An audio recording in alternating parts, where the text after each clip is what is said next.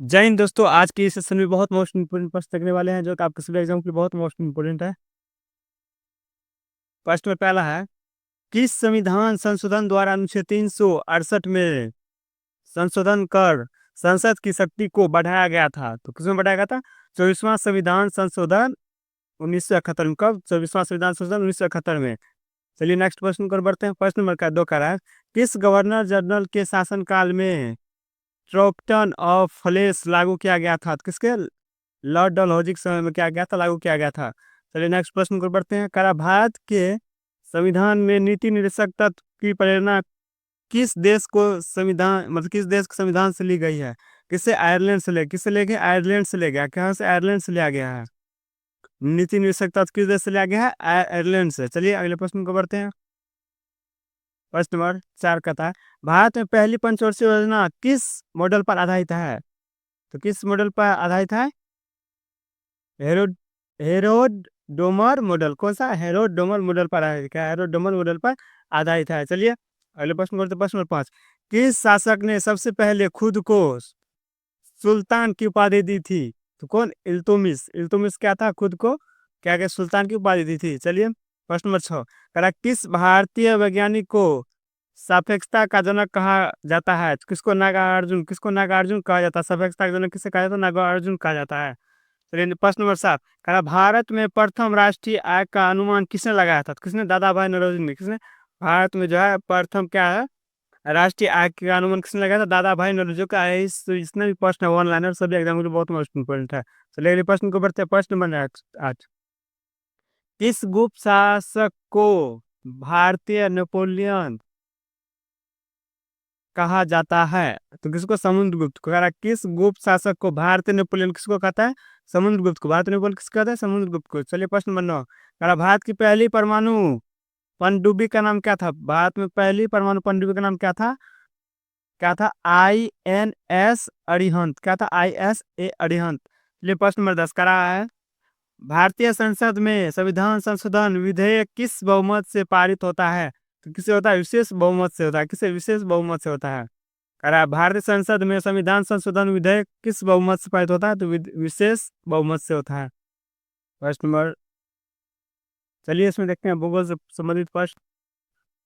कह रहा है पृथ्वी का आकार क्या कहलाता है? क्या कहलाता? पृथ्वी का आकार क्या कहलाता है? भूगोलीय कहलाता है। पृथ्वी का आकार क्या कहलाता है? भूगोलीय कहलाता है। प्रश्न नंबर 2, सबसे बड़ा महाद्वीप कौन सा है? एशिया महाद्वीप सबसे बड़ा महाद्वीप है। एशिया महाद्वीप क्या है? सबसे बड़ा महाद्वीप है। प्रश्न नंबर 3, सबसे छोटा महाद्वीप कौन सा है? ऑस्ट्रेलिया। सबसे छोटा महाद्वीप क्या है? ऑस्ट्रेलिया। पृथ्वी का आकार कहलाता है भूगोलीय। पृथ्वी सबसे बड़ा महाद्वीप है एशिया। सबसे छोटा महाद्वीप है ऑस्ट्रेलिया। चलिए अगले प्रश्न करते हैं। प्रश्न नंबर 4, दुनिया की सबसे लंबी नदी है नील नदी। दुनिया की सबसे लंबी नदी है कौन सी? नील नदी है। प्रश्न नंबर 5, सबसे ऊंचा पर्वत चोटी कौन सा है? Mount Everest. सबसे ऊंचा चोटी पर्वत कौन है? Mount Everest. प्रश्न नंबर 6, सबसे गहरा महासागर कौन सा है? सबसे गहरा महासागर प्रशांत महासागर। सबसे गहरा महासागर कौन है? प्रशांत महासागर। प्रश्न नंबर 7, दुनिया का सबसे बड़ा रेगिस्तान कौन सा है? सहारा रेगिस्तान। दुनिया का सबसे बड़ा रेगिस्तान कौन है? सहारा रेगिस्तान। प्रश्न नंबर 8, पृथ्वी का सबसे गर्म स्थान कौन सा है? Death Valley America. Death Valley America. पृथ्वी का सबसे गर्म स्थान कौन है? Death Valley America. चलिए अगले प्रश्न को करते हैं। प्रश्न नंबर 9, पृथ्वी का सबसे ठंडा स्थान कौन सा है? अंटार्कटिका। पृथ्वी का सबसे ठंडा स्थान कौन सा है? अंटार्कटिका। प्रश्न नंबर 10, सबसे ज्यादा द्वीपों वाला देश कौन सा है? स्वीडन। स्वीडन। स्वीडन। स्वीडन में क्या है? सबसे ज्यादा क्या है? द्वीप है। क्या है उसमें? ज्यादा द्वीप है। चलिए प्रश्न नंबर 11, कह रहा है सबसे मीठी सबसे बड़ी मीठी पानी का झील कौन सा है? सुप्रिया झील। क्या है? सुप्रिया झील क्या है? सबसे मीठी झील है। प्रश्न नंबर 12, क्षेत्रफल के आधार पर सबसे छोटा देश कौन सा है? Vatican city. कौन है? Vatican city. कौन है? Vatican city. क्षेत्रफल की सिटी कौन है? वेटिकन सिटी है। चलिए अगले प्रश्न को, प्रश्न नंबर 14, दुनिया का सबसे बड़ा वन कौन सा है? तो कौन सा? अमेजन वर्षा वन। दुनिया का सबसे बड़ा वन कौन है? अमेजन वर्षा वन है। प्रश्न नंबर 15, कौन सा ग्रह नीला ग्रह कहलाता है? पृथ्वी को नीला ग्रह कहा जाता है। पृथ्वी को क्या कहा जाता है? नीला ग्रह कहा जाता है। प्रश्न नंबर 16, मानचित्रों के अध्ययन को क्या कहते हैं? मानचित्र करो मतलब क्या है? कार्टोग्राफी। क्या है? तो कार्टोग्राफी। कार्टोग्राफी। प्रश्न नंबर 17, दुनिया का सबसे बड़ा महासागर कौन है? प्रशांत महासागर। दुनिया का सबसे बड़ा महासागर कौन है? प्रशांत महासागर। चलिए अगले प्रश्न को बढ़ते हैं। कह रहा है उगते सूर्य की भूमि किस देश को कहा जाता है? उगते हुए सूर्य को जापान। और प्रश्न नंबर 19 कह रहा है ग्रेट बैरियर रीफ कहाँ स्थित है? ऑस्ट्रेलिया में। कहाँ स्थित है? ऑस्ट्रेलिया में। ग्रेट बैरियर रीफ कहाँ स्थित है? ऑस्ट्रेलिया में स्थित है। कह रहा कर्क रेखा कितने देशों से होकर गुजरती है? तो कर्क रेखा 16 देशों से होकर गुजरती है। कितना? 16 देशों से होकर गुजरती है। अगले प्रश्न पर बढ़ते हैं। कह रहा है भारतीय संविधान का सबसे बड़ा स्रोत क्या है? 1935 का भारतीय शासन अधिनियम क्या है? क्या है सबसे बड़ा स्रोत है संविधान का? प्रश्न नंबर नेक्स्ट। पंचायती राज संस्थाओं को संवैधानिक मान्यता हेतु किस समिति ने सिफारिश की थी? तो कौन? लक्ष्मी मल सिंधवी। लक्ष्मी मल सिंधवी। ले अगले प्रश्न को बढ़ते हैं। 1935 के अधिनियम को किसने दस्ता का अधिकार पत्र कहा था? किसने? पंडित जवाहरलाल नेहरू ने कहा था। किसने कहा था? पंडित जवाहरलाल नेहरू ने कहा था। संविधान सभा के संवैधानिक सलाहकार कौन थे? तो बी एन डॉ। कौन था? सर बी एन डॉ। कौन था? संविधान सभा के सलाहकार कौन थे? सर बी एन डॉ। विधि दिवस कब मनाया जाता है? विधि दिवस कब मनाया जाता है? 26 नवंबर। कब? 26 नवंबर को मनाया जाता है। चलिए अगले प्रश्न को बढ़ते हैं। मंत्रिमंडल शब्द का उल्लेख किस अनुच्छेद में है? तो 352 में। किसमें? 352 में। किसमें? 352 में। मंत्रिमंडल शब्द का उल्लेख है 352 में उल्लेख है। प्रश्न में नेक्स्ट करा है। प्रथम बार राष्ट्रीय ध्वज कब फहराया गया था? 26 जनवरी 1930 को राष्ट्रीय ध्वज फहराया गया था। कब? 26 जनवरी 1930 को राष्ट्रीय ध्वज फहराया गया था। प्रश्न में नेक्स्ट। शिक्षक संस्थाओं में धार्मिक शिक्षा का प्रतिबंध किस अनुच्छेद में है? अनुच्छेद 28 में है। कह रहा शिक्षक संस्थाओं में धार्मिक शिक्षा का प्रतिबंध किस अनुच्छेद में? अनुच्छेद 28 में है। तो ले अगले प्रश्न को बढ़ते हैं। कह रहा आधुनिक भारत का मनु किसे कहते हैं? डॉक्टर भीमराव अम्बेडकर का। आधुनिक भारत का मनु किसे कहते हैं? डॉक्टर भीमराव अम्बेडकर को। दोनों सदनों की नियुक्ति की बैठक को कौन बुलाता है? राष्ट्रपति। दोनों सदनों की बैठक नियुक्ति कौन बुलाता है? राष्ट्रपति। शोषण के विरुद्ध अधिकार किस अनुच्छेद के अंतर्गत आता है? अनुच्छेद 23-24 के अंतर्गत आता है। कौन? 23-24। शोषण के विरुद्ध अधिकार अनुच्छेद किसके अंतर्गत आता है? 23-24 के अंतर्गत आता है। मौलिक अधिकार किस देश से लिया गया? अमेरिका से। मौलिक अधिकार किस देश से लिया गया? अमेरिका से। चलिए अगले प्रश्न को बढ़ते हैं। कहा किस संविधान संशोधन द्वारा दिल्ली को राष्ट्रीय राजधानी का दर्जा दिया गया है? तो किसको? 69वें संविधान संशोधन को क्या किया गया? दिल्ली को राष्ट्रीय राजधानी का दर्जा दिया गया है। चलिए आज के लिए तक मिलते हैं नेक्स्ट वीडियो में। जय हिंद।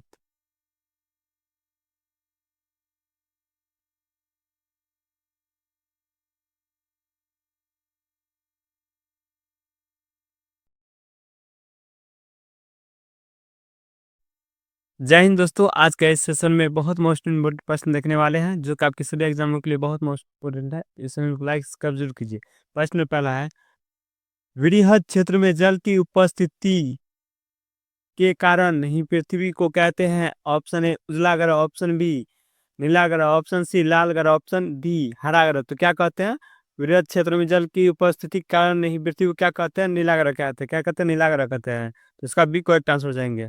चलिए अगले प्रश्न को बढ़ते हैं। प्रश्न नंबर 2 कह रहा है इनमें किस नदी को बिहार का शोक नदी कहते हैं? किसको बिहार का शोक नदी कहते हैं? ऑप्शन है Ganga, option B Gandak, option C Son, option D Kosi. तो किसको कहते हैं? कोसी को क्या कहते हैं? कोसी नदी क्या कहते हैं? बिहार का शोक नदी कहते हैं, जो कि आपके सभी एग्जामों के लिए बहुत मोस्ट इंपोर्टेंट है। तो डी करेक्ट ऑप्शन हो जाएगा। चलिए अगले प्रश्न को बढ़ते हैं। प्रश्न नंबर 3 सर्वाधिक वर्षा होती है? ऑप्शन ए पूर्णिया में, ऑप्शन बी चेरापूंजी में, ऑप्शन सी कोच्चि में, ऑप्शन डी मावसी नाराम में। तो किसका करेक्ट ऑप्शन क्या हो जाएगा? सर्वाधिक वर्षा कहाँ होती है? माव श्री माम सिंह राम में। तो इसका डी करेक्ट आंसर हो जाएंगे। चलिए अगले प्रश्न को बढ़ते हैं। प्रश्न नंबर 4 प्राणियों के शरीर में कितना प्रतिशत जल की मात्रा निहित होती है? Option A 55%, option B 60%, option C 65%, option D 70%। तो प्राणियों के शरीर में कितना प्रतिशत जल की मात्रा होती है? तो कितना होती है? 65% होती है। कितना होता है? 65%। कितना होता है मानव शरीर में? क्या तो जल की मात्रा होता है। तो आपका सी को आंसर हो जाएंगे। चलिए अगले प्रश्न को बढ़ते हैं। प्रश्न नंबर 5 बिहार में अति जल दोहन से किस तत्व का संकेंद्रण बढ़ा है? Option A fluoride, option B chloride, option C arsenic, option D लोहा यानी लो। क्या रहा क्वेश्चन? बिहार में अति जल दोहन से किस तत्व का संकरण केंद्र बढ़ा है? तो ऑप्शन नंबर इसका सी हो जाएगा। क्या जगह? आर्सेनिक का बढ़ा है। क्या हो जाएगा? आर्सेनिक का क्या है? बढ़ गया संकरण। चलिए अगले प्रश्न को बढ़ते हैं। प्रश्न नंबर 6 देश के बांधों को किसने भारत का मंदिर कहा था? Option A Mahatma Gandhi, option B doctor Rajendra Prasad, option C Pandit Jawaharlal Nehru, option D Swami Vivekananda. तो देश के बांधों को किसने भारत का मंदिर कहा था? तो इसका करेक्ट ऑप्शन क्या हो जाएगा? ऑप्शन नंबर सी हो जाएगा। क्या पंडित जवाहरलाल नेहरू क्या कहा था?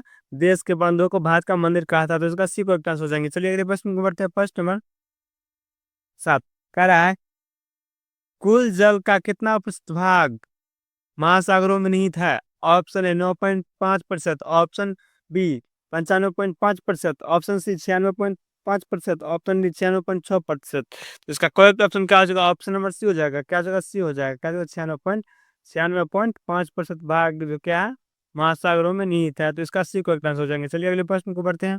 प्रश्न नंबर 8 कह रहा है राष्ट्रीय पेयजल मिशन पहले कितने जिलों में प्रारंभ किया गया? Option A 13, option B 55, option C 33, option D 75। इसका करेक्ट ऑप्शन क्या हो जाएगा? ऑप्शन नंबर बी हो जाएगा। क्या 55 जिलों में क्या होगा? राष्ट्रीय पेयजल मिशन क्या क्या 55 जिले में क्या क्या प्रारंभ किया गया था? इसका बी करेक्ट आंसर हो जाएंगे। चलिए अगले प्रश्न को बढ़ते हैं। प्रश्न नंबर 8 पृथ्वी पर पीने लायक मीठा जल का कितना प्रतिशत है? Option A 2.5%, option B 4.5%, option C 9.5%, option D 6.5%। इसका करेक्ट ऑप्शन क्या हो जाएगा? ऑप्शन नंबर ए हो जाएगा। क्या जगह पृथ्वी पर जो है पीने लायक मीठा जल कितना है? 2.5% है, जो कि आपका ए करेक्ट आंसर ऑप्शन हो जाएगा। चलिए अगले प्रश्न को बढ़ते हैं। प्रश्न नंबर 10 का राष्ट्रीय पेयजल मिशन कब आरंभ किया गया था? Option A 1986, option B 1989, option C 1991, option D 1994। इसका करेक्ट ऑप्शन क्या हो जाएगा? ऑप्शन नंबर सी हो जाएगा। क्या हो जाएगा? सी हो जाएगा। सी हो जाएगा। क्या होगा? सी हो जाएगा। राष्ट्रीय पेयजल मिशन कब प्रारंभ हुआ था? तो 1991 हुआ था, जो कि सभी एग्जाम के लिए बहुत मोस्ट इम्पोर्टेंट है। तो इसका सी करेक्ट आंसर हो जाएंगे। चलिए अगले प्रश्न को बढ़ते हैं। प्रश्न नंबर 11 कह रहा है देश में संचित कृषि का प्रतिशत कितना है? Option A 38%, option B 23%, option C 42%, option D 51%। इसका करेक्ट ऑप्शन क्या हो जाएगा? ऑप्शन नंबर ए हो जाएगा। 38% है। कितना? 38% है। देश में संचित कृषि का प्रतिशत कितना है? 38%। ऑप्शन ए करेक्ट आंसर हो जाएंगे। चलिए दोस्तों अगले प्रश्न को बढ़ते हैं। प्रश्न नंबर 12 कह रहा है कुल उपलब्ध जल में पीने लायक कितना जल है? यानी कह रहा है कुल जो उपलब्ध जल है उसमें से पीने लायक जल कितना है? Option A 70%, option B 2.5%, option C 29%, option D 96%। तो इसका करेक्ट ऑप्शन क्या हो जाएगा? ऑप्शन नंबर बी हो जाएगा। क्या 2.5% टोटल जल में इसका है पीने लायक जल कितना है? 2.5% है, जो कि आपका बी करेक्ट आंसर हो जाएंगे। चलिए अगले प्रश्न को बढ़ते हैं। प्रश्न नंबर 13 क्या नर्मदा घाटी परियोजना से कितने राज्य को लाभ मिलता है? Option A 1, option B 2, option C 3, option D 4। इसका करेक्ट ऑप्शन क्या होगा? ऑप्शन नंबर सी हो जाएगा। क्या जगह नर्मदा नर्मदा घाटी परियोजना से कितने राज्यों को लाभ मिलता है? 3 राज्यों। कितने? 3 राज्यों को। चलिए अगले प्रश्न को बढ़ते हैं। प्रश्न नंबर 14 दिल्ली में हौज खास का निर्माण किस सदी में हुआ था? ऑप्शन ए 11वीं सदी, ऑप्शन बी 14वीं सदी, ऑप्शन सी 16वीं सदी, ऑप्शन डी 19वीं सदी। तो इसका करेक्ट ऑप्शन क्या हो जाएगा? ऑप्शन और बी हो जाएगा। 14वीं सदी में क्या होगा? 14वीं सदी में। दिल्ली में हौज खास का निर्माण किस सदी में हुआ था? तो 14वीं सदी में हुआ था। कब हुआ था? 14वीं सदी में हुआ था। ऑप्शन नंबर बी को आंसर हो जाएंगे। चलिए अगले प्रश्न को बढ़ते हैं। प्रश्न नंबर 15 विश्व के कुल जल का कितना प्रतिशत महासागरों में निहित पाया जाता है? क्वेश्चन कह रहा है विश्व के कुल जल का कितना प्रतिशत भाग यानी महासागरों में पाया जाता है? Option 6.5%, option B 90%, option C 71%, option D 98%। इसका करेक्ट ऑप्शन क्या हो जाएगा? ऑप्शन नंबर ए हो जाएगा। क्या हो जाएगा? ए हो जाएगा। 96.5% हो जाएगा। चलिए अगले प्रश्न को बढ़ते हैं। प्रश्न नंबर 16 क्या राष्ट्रीय जल संसाधन परिषद ने किस वर्ष राष्ट्रीय जल नीति की घोषणा की? Option A 1985, option B 1987, option C 1989, option D 1991। इसका करेक्ट ऑप्शन क्या हो जाएगा? ऑप्शन नंबर बी हो जाएगा। क्या हो जाएगा? 1987 में क्या था? राष्ट्रीय जल संसाधन परिषद क्या क्या था? नीति घोषणा क्या था 1987 में। चलिए अगले प्रश्न को बढ़ते हैं। प्रश्न नंबर 17 चंबल घाटी परियोजना में कितने बांध बनाए गए हैं? Option A 1, option B 2, option C 3, option D 4। इसका करेक्ट ऑप्शन क्या हो जाएगा? ऑप्शन नंबर क्यों हो जाएगा, क्या हो जाएगा, चंबल चंबल घाटी परियोजना कितना तीन क्या होता है, मतलब बांध बनाए गए हैं जो कि आपका सी को ट्रांसफर हो जाएंगे। चलिए अगले प्रश्न को बढ़ते हैं। प्रश्न नंबर 18। देश में औसत वार्षिक जल उपलब्धता कितना बिलियन क्यूबिक मीटर है? Option A 1123 cubic metre, option B 433 cubic metre, option C 690 cubic metre, option D 1869 cubic metre. इसका करेक्ट ऑप्शन क्या हो जाएगा, ऑप्शन नंबर डी हो जाएगा 1869 क्यूबिक मीटर क्या है, जल क्या है, उपलब्ध है, तो उसका डी को ट्रांसफर हो जाएंगे। चलिए अगले प्रश्न को बढ़ते हैं। प्रश्न नंबर 19। जल कितने प्रकार के होते हैं? ऑप्शन ए एक, ऑप्शन बी दो, ऑप्शन सी तीन, ऑप्शन डी चार।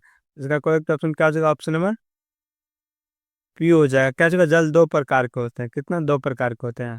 चलिए अगले प्रश्न को बढ़ते हैं। प्रश्न नंबर 20 कह रहा है विश्व के कुल उपलब्ध वर्षा जल का कितना भारत को उपलब्ध है? Option A 1%, option B 2%, option C 33%, option D 4%। इसका करेक्ट ऑप्शन क्या हो जाएगा, विश्व के कुल कितना प्रतिशत वर्षा जल का मतलब भारत में उपलब्ध है? 4%। कितना 4%? इसका डी करेक्ट आंसर हो जाएंगे। चलिए अगले प्रश्न को बढ़ते हैं। प्रश्न नंबर 21 करा इनमें से कौन जल का स्रोत नहीं है? ऑप्शन ए कुआं, ऑप्शन बी नल, ऑप्शन सी झरना, ऑप्शन डी हिमनद। तो इसका करेक्ट ऑप्शन क्या होगा?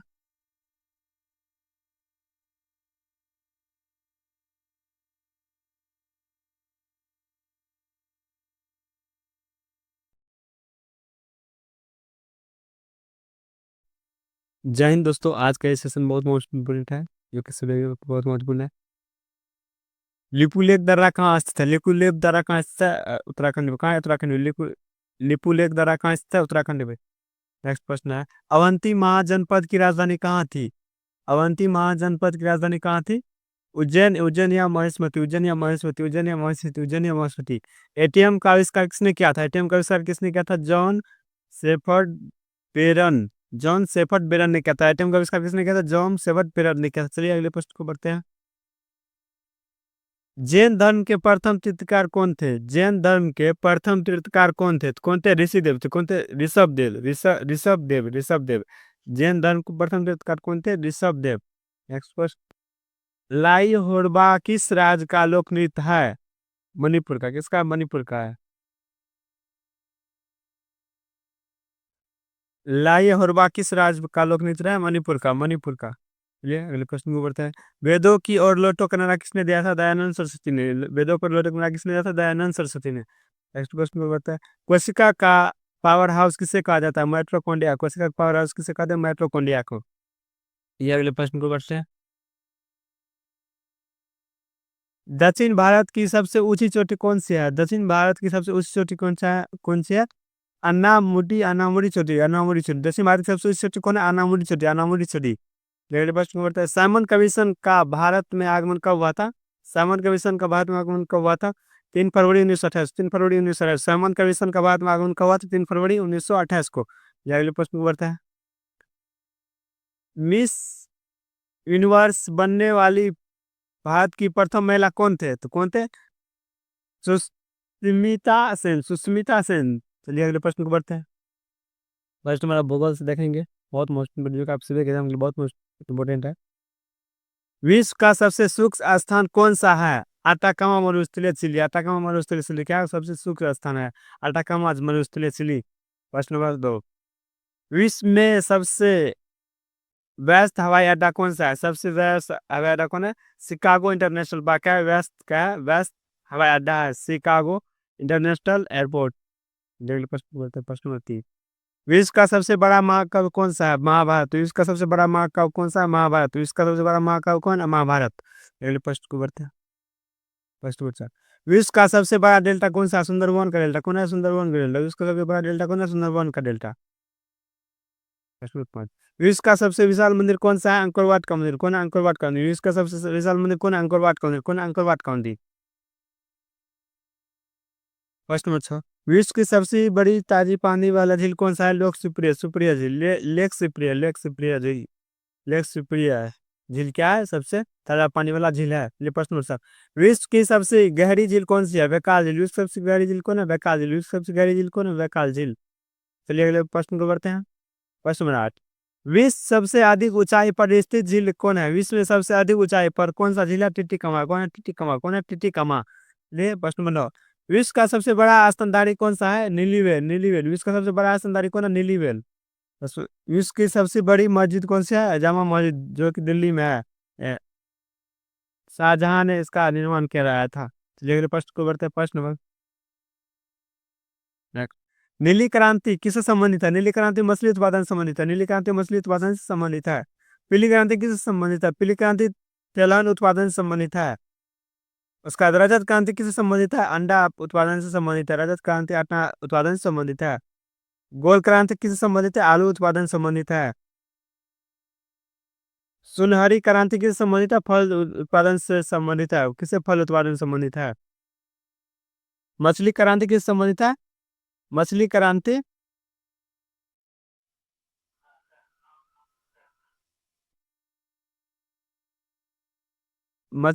नीली क्रांति मछली क्रांति से संबंधित है। और पीली क्रांति तिलहन क्रांति से संबंधित है। उसके बाद रजत क्रांति अंडा उत्पादन से संबंधित है। और गोल क्रांति आलू उत्पादन से संबंधित है। और सुनहरी क्रांति फल उत्पादन से संबंधित है। चलिए अगले प्रश्न को करते हैं। कह रहा है किस देश के संविधान के द्वारा राज्य के नीति निषेध बनाया गया? आयरलैंड। किसका? आयरलैंड। कौन है? आयरलैंड। आयरलैंड द्वारा क्या नीति निषेध क्या गया? बनाया गया। चलिए आयरलैंड के द्वारा।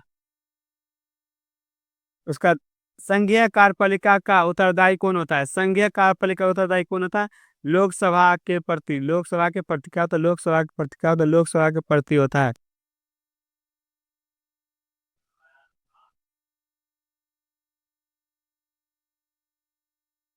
लोकसभा के प्रति होता है। उसके बाद किस सन में लोकसभा के लिए पहला आम चुनाव हुआ था? 1952 में। पहला आम चुनाव कब हुआ था? 1952 में हुआ था। चलिए अगले प्रश्न को बढ़ते हैं। करा है सूरत अधिवेशन कब शुरू हुआ था? 1907 में। सूरत अधिवेशन कब हुआ था? 1907 में। सूरत अधिवेशन कब हुआ था? 1907 में। तो कब हुआ था? 1907 में। ईवीएम का इस्तेमाल सबसे पहले कब हुआ था? 2004 में। ईवीएम का फुल फॉर्म पता है? इलेक्ट्रिक वोटर मशीन होता है। ईवीएम का इस्तेमाल कब हुआ था? 2004 में। भारत में कब तक अस्थायी संसद अस्तित्व में नहीं है? नहीं मतलब में नहीं रही। 17 अप्रैल 1952 में अस्थायी सदस्य क्या हो गए? अस्तित्व में रही थी। चलिए अगले प्रश्न को बढ़ते हैं।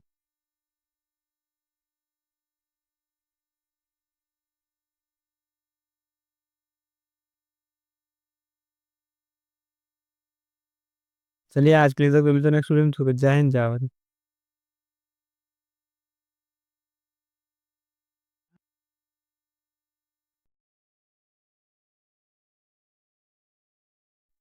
आज का इस सेशन में बहुत मोस्ट प्रश्न देखने वाले जो कि आपके सभी एग्जाम के लिए बहुत मोस्ट इम्पोर्टेंट है। ऑनलाइन क्वेश्चन है। अगर आप बिहार दिवस कब मनाया जाता है? तो 22 मार्च को।